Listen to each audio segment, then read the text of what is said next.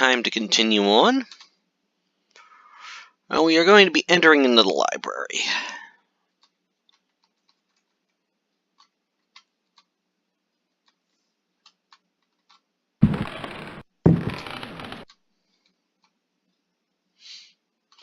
Now, need to put it down because the vagabond is coming.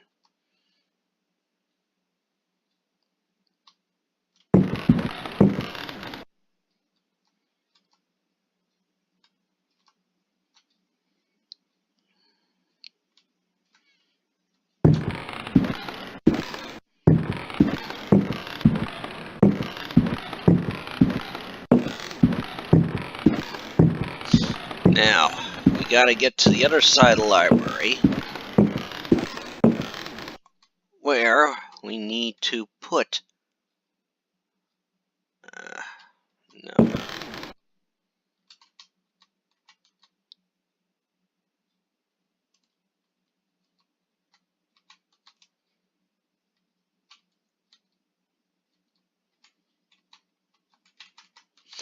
Need to put...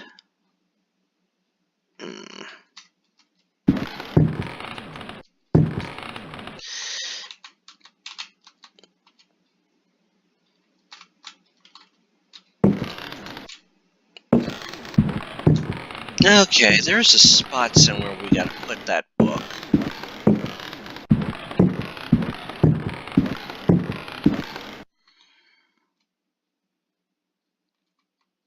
There's the spot. Now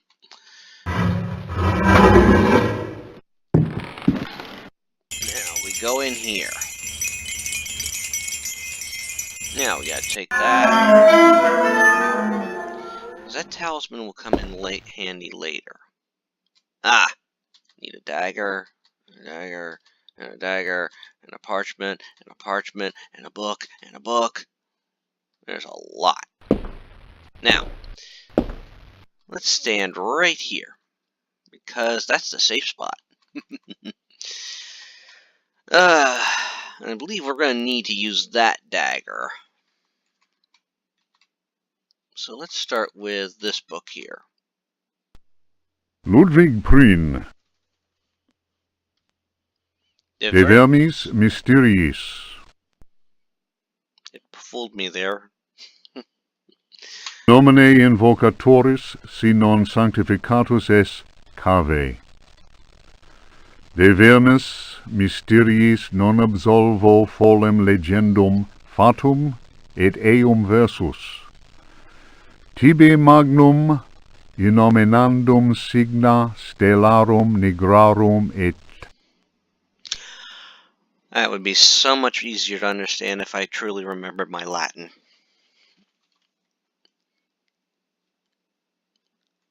Okay, well, nothing happened with that one. Let's read this one.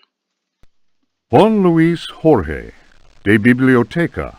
Reflections on the power of the verb in certain texts. Archaeos Publications, 1919, Stafford. Translation does not alter the occult power contained within such forbidden texts. The malevolent energy is in no way diminished. The spell must be cast aloud and clearly, in certain languages or little-known dialects. Maglafar Fathang. The reader will understand that, in the light of these revelations, I would be foolhardy to continue quoting from the text I have before me. If spoken aloud in its entirety, it would surely awaken powerful and malignant forces. In other words, grating politicians. I will go further and say that simple reading of some of the more technical passages describing specific practices is in itself a perilous exercise. The ill-prepared reader can easily fall prey to attacks of demented hysteria, not unlike those described in cases of individuals said to be possessed by evil spirits. I recommend the study made by Zempf, Urbain, Grandier, and Loudon, and the reports made by the Reverend Richard Price concerning a number of astonishing, to say the least, exorcisms carried out in a near Providence.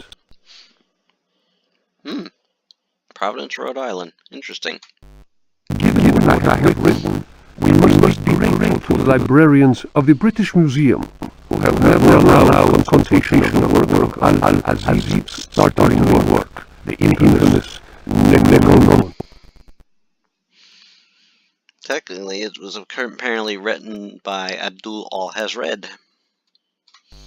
Copies of that work do exist, in spite of the zeal of book-learning visitors. For proof, we need look no further than the British Museum, of course, and the sealed archives of the Miskatonic University in Arkham. Very keen Lovecraft lore. Other examples of books whose evil can be unleashed by any thoughtless reader are one uses Schrecklichen Kulten and the abominable, the Vernis Mysteries by Ludwig Green, whose sordid death should be a lesson to all those tempted by study of the occult.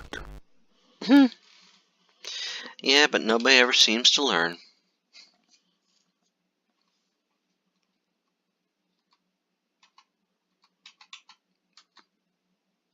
Well, that book's empty.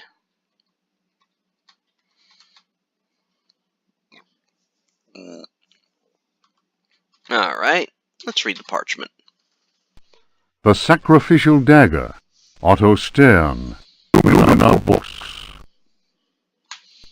The importance placed on ritual sacrifice is constant in religious cult practice. Propitiating the gods is a theme common to many religions. The Old Testament affords many examples. Primitive polytheistic belief systems integrate sacrifice in their rituals as part of the recurrent process of reaffirmation and, naturally enough, group cohesion. I suppose there might be some truth to that. The members of their social and religious community come together in an act of purification and atonement. You know, some faiths, I think they call it communion. It would be erroneous to imagine the act of human sacrifice linking priest, offering, and God, C.F. Manzetti, Stone Cults, as anything less than a vital focusing of the group's faith. The act also ensures the continuing appeasement of the god, but only if practiced by a recognized officiating priest using the appropriate instrument. Well, I would hope that that particular thing isn't in practice anymore. Studies made concerning primitive religious groups bear witness to the central role of sacrifice in living ritual. My own work in the field of ethnopsychology brought me into contact with a sorcerer living in the region of Arkham. He introduced me to the rite of steel, linked to a ceremony known as adoring the black goat of the woods with 1,000 youngs. The god being adored is known as the vagabond. Oh, we got one of that. We got that. Oh boy. Because that particular one is also the boss in Quake. Here, the dagger's role, which allows the life breath to pass from one dimension to another, is essential. The vagabond is a frightening figure, being able to move where he wants and to kill those who have displeased the goat god, for whom he acts as a go-between. The goat is clearly a fertility god. The priest, having spoken the invocation, must choose the appropriate dagger for the sacrifice. In other words, pick the wrong knife and you're screwed.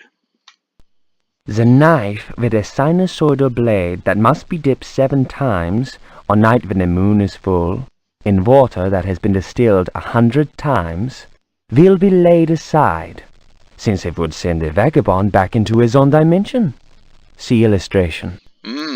We just picked up one of those. The priest will rather choose the dagger with a curved blade. That is more appropriate for slitting of the lamb's throat. This act transfigures the sorcerer priest and plunges the assembled worshippers into a divine trance. Well, we can now get rid of that parchment.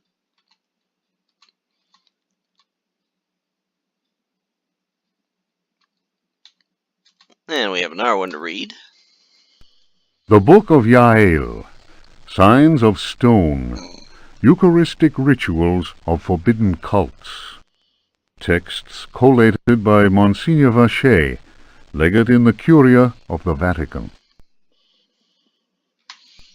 Numerous devilish cults speak of monstrous creatures called the Old Ones.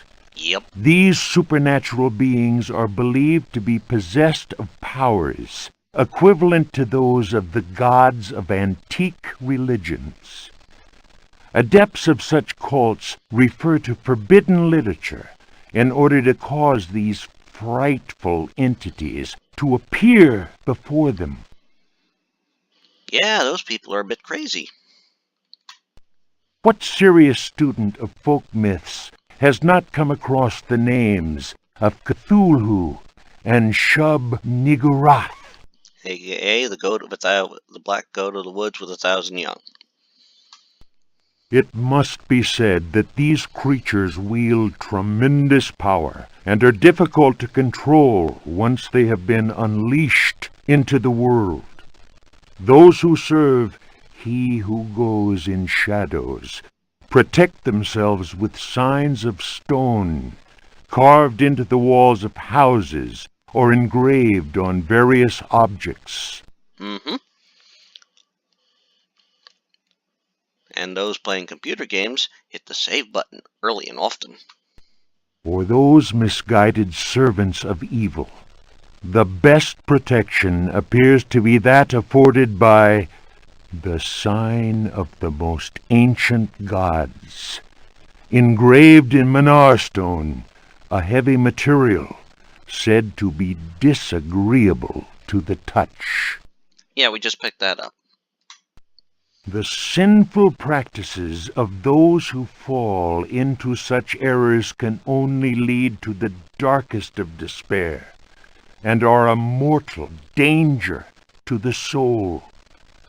Such monsters as those invoked by these foolhardy individuals are engendered when reason drops its guard. Man is easily tempted into perversion. Yeah, man, we are. We're easily tempted into perversion. I mean, let's look at how many how many adult sites are on the web. It is why we must forever remain alert and renounce Satan with each breath we take. His ways are infinite in number. Okay. Just remembered I gotta do something here. Okay, let's leave that parchment.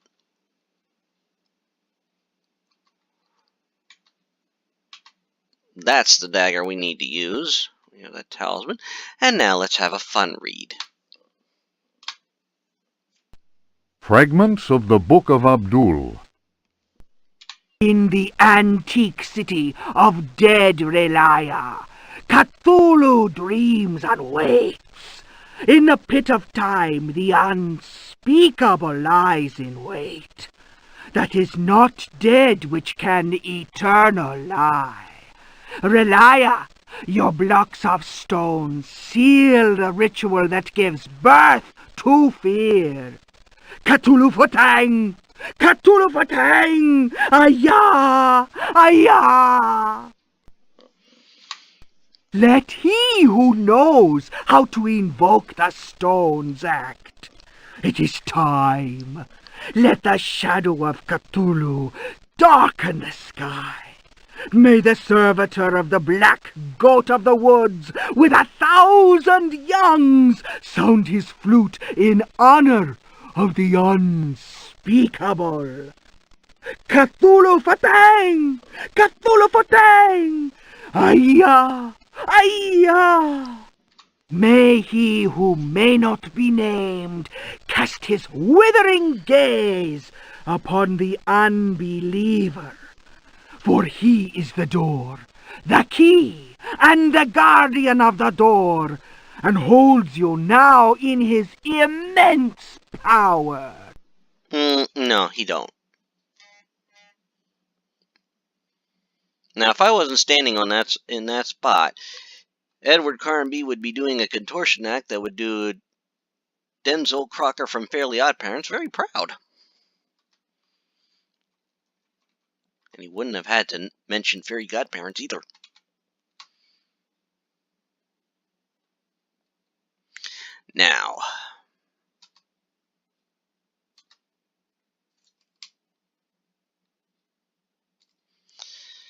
Now, before we just, we're going to do a quick save.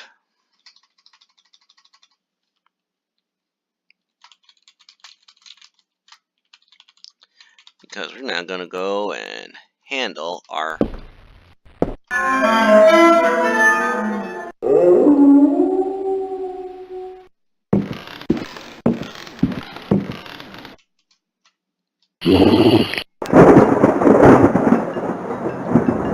Well, that was quick. Well, he was a big target.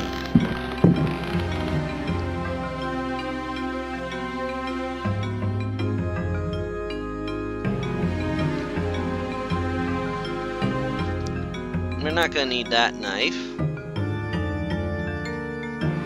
And we're not going to need that knife. And we'll hold on to the other for now. Ah, good. Excuse me a second there. Now, before we continue on, we need to get this.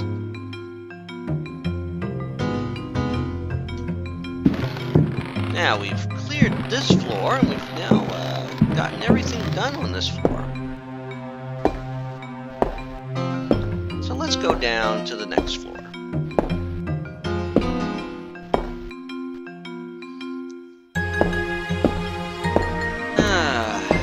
Now,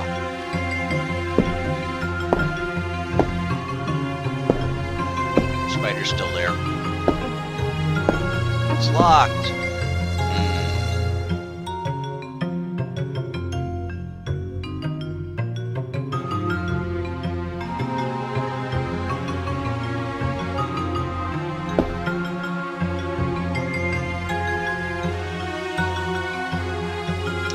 I guess I don't have the right key.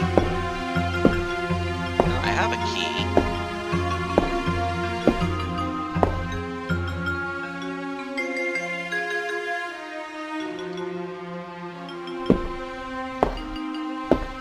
So let's go in here.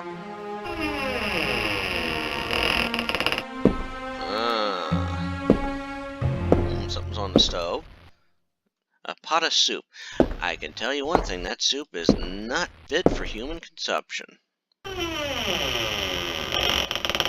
Anything in here? Ah, a key. Ooh, biscuits. Bickies, as some people would say. Nothing important.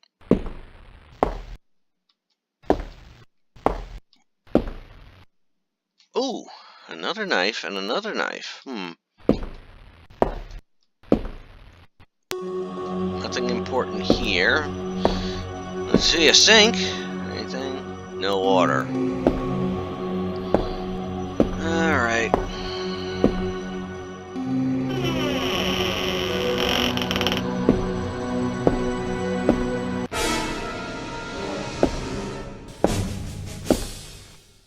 Need an oil can. Oh!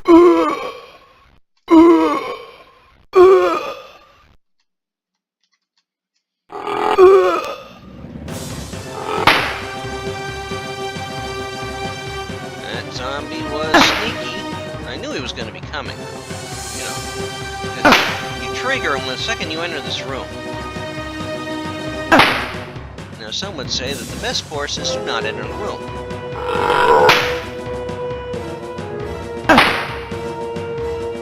Kicking has a greater range than punching. And he's out.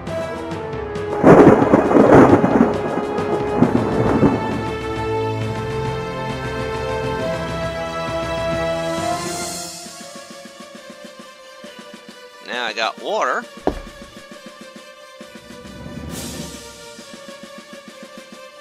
I've now refilled the oil lamp.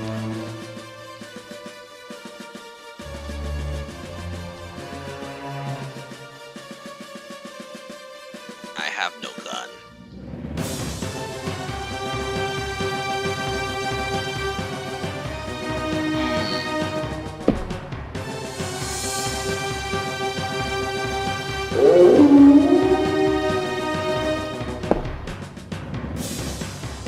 I can't take that.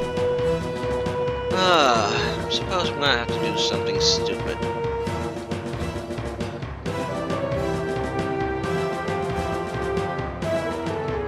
Actually, it's not overly stupid.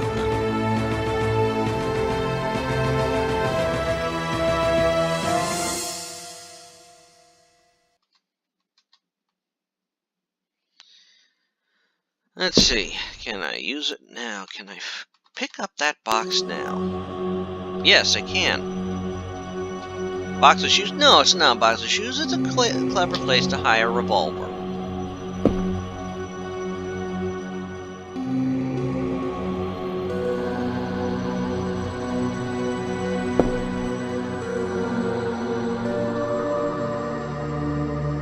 And now, let's see.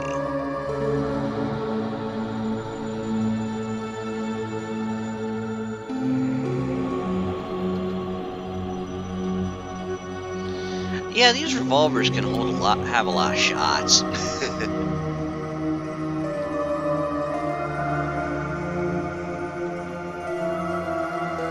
Okay. Well. Now cleared that room out. That's gonna lead us back to the foyer. Uh-oh. We got zombies in here. Uh-oh! You know, they're hungry. Oh, and I don't believe I just did that. Oh, go back to sleep. Alright.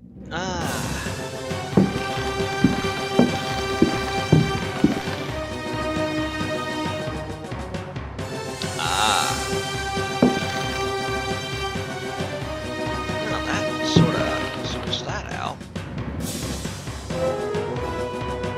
Anything? Nothing in there. Well, that took care of that problem. And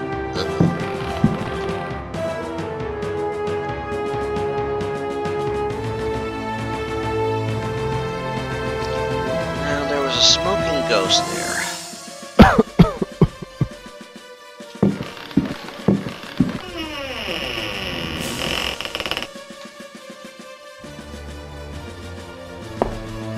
And ironically enough, that will not leave that room. So.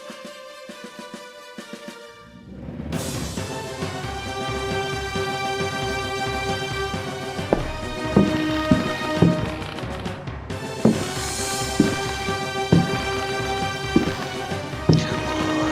Gotta get in the right spot. Oh boy, that's not good.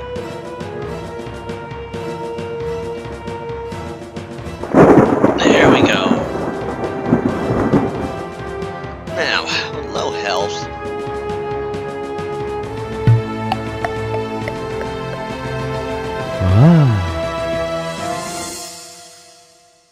As some people would call it, a little bit Oh, a record. A book. Now, and by the way, my daughter spoke up and I had to just assure her to go back to sleep. Let's see, is that the key for it? No.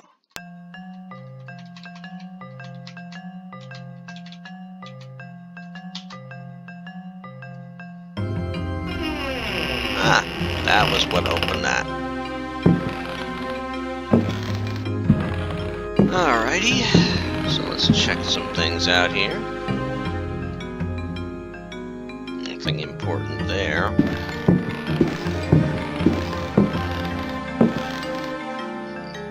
Oh, another record. Or book.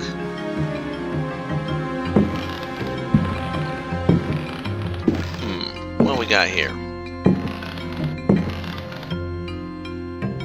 It's a mechanism's trigger. Alright. So we need oh, it's the key to study, okay. No, not the sword. But a cavalry saber. Yeah, I think that'll fit right there.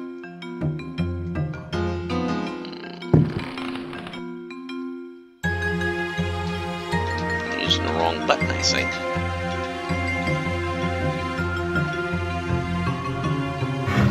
There we go. Now, we're not going down there yet. Because we don't have everything we need yet. And going down there is a one-way trip. Alright, we're now back out in the main floor area. Now, let's see, did we find the key that we need here?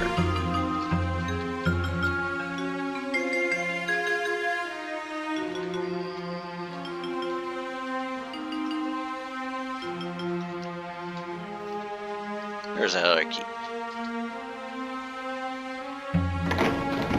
Yep. Alright. Now we are going down to the basement. With a bunch of rather cranky rats.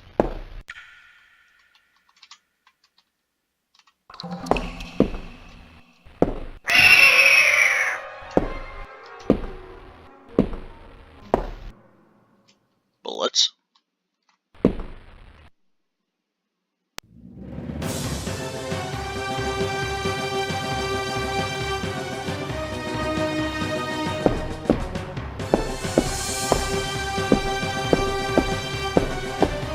Yeah, we're not going to be moving those barrels yet. Nothing important there. Oh, we pissed off the rats. Oh, a book. Good.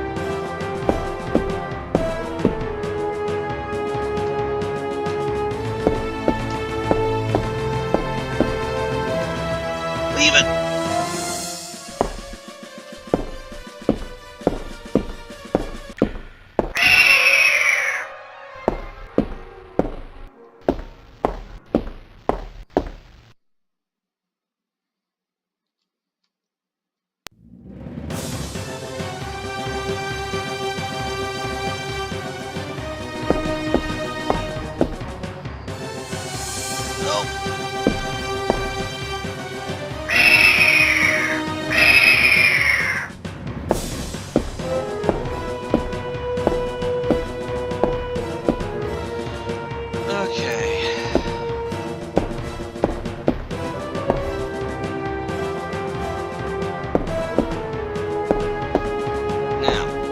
Stop right there. Because we don't want to open that main door.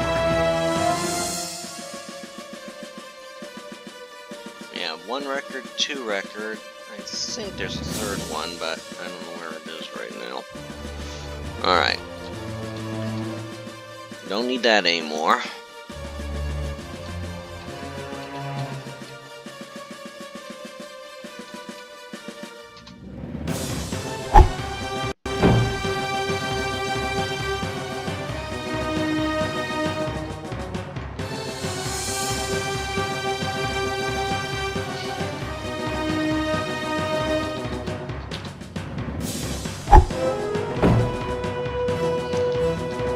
to get rid of them. Okay. So for now, I think this is a good place to stop. Because in our next installment, going through this door, and hence we will have to use our swordsman skills. Well, first we'll go through the books, since this is a relatively safe place to read it. Anyhow, you take care. Subscribe if you've been enjoying this. And next time, we will finish up with this floor and venture into this underground. Take care.